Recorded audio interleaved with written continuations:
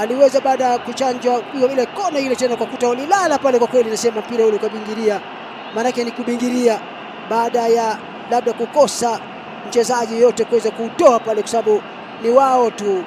Unakuta walichelewa wachezaji wa nyuma kule, kama nani huyu Munene pamoja na Kamura Robinson walikuwa mlangoni tu pale kwa kweli, na wakampatia nafasi, maana ule baada mpamu kwamba kushangilia kwa njia nyingine, na mashabiki kama walivyokuta wamefika kwa wingi na wanashangilia kijana huyo pale Boniface Omondi, mashambulizi mlangoni kule, lakini nasema kila kitu na wakati wake.